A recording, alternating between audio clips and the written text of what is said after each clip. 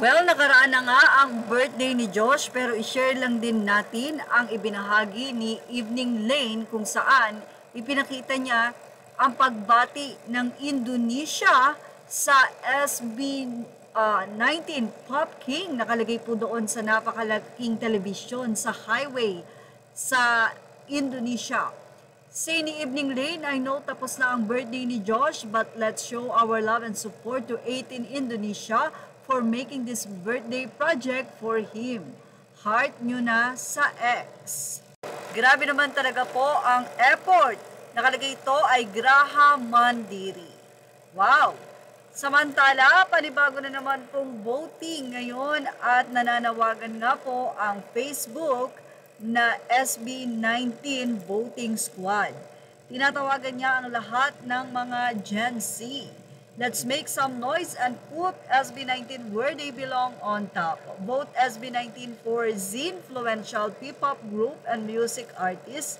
Ang deadline po nito ay November 7, so 2 days lang po ang nasabing botohan. Yes, voting ends bukas.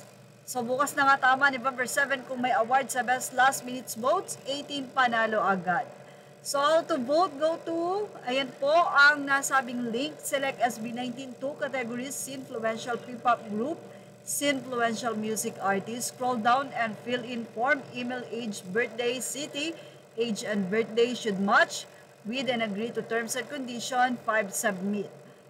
Voting is open to 13 to 28 years old.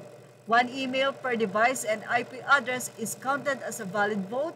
You can only use the email once throughout the voting period. Nakakatuwa naman dahil 50% public votes ang scoring system plus 50% editorial votes winner. Ito na nga po ang nakakatuwa, ang komento ng mga SB19 fan.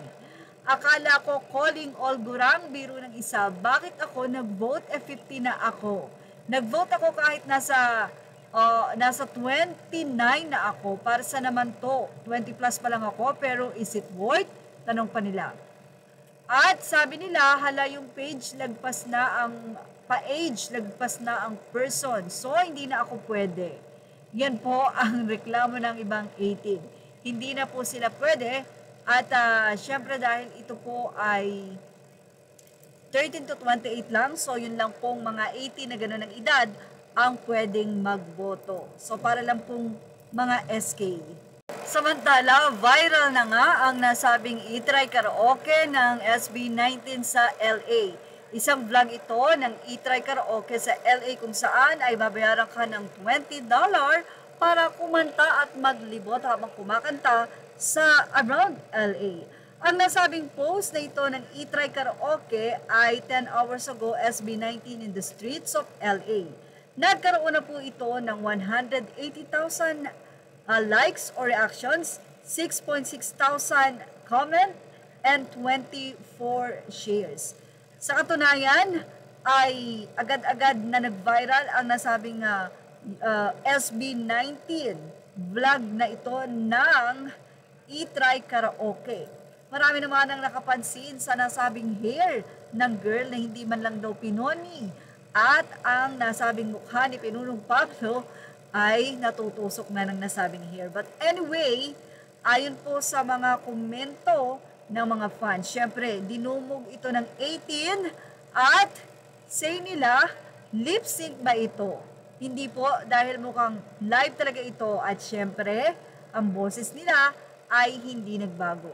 Bitin daw, sabi ng isa. Vocal-wise, I've been wrecked by them all. Couldn't choose a bias here, but Ken's voice is always pulling me back. So napakarami na nga pong comment at talaga namang mababasa nyo kung sino ang nandito. Siyempre, ang 18. At alam nyo ba na sa reels ng e-try karaoke na ito ay nasa 7.4 million na ang views ng karaoke na ito ng SB19 at sa nakikita natin sa video doon halos lahat ay ang SB19 na yata ang may pinakamalaking views sa nasabi nga pong video ng e-try karaoke so far. Wow! At yan ang ating Showbiz Now update. Images are all credit to the rightful owners. Thank you for watching Showbiz Now.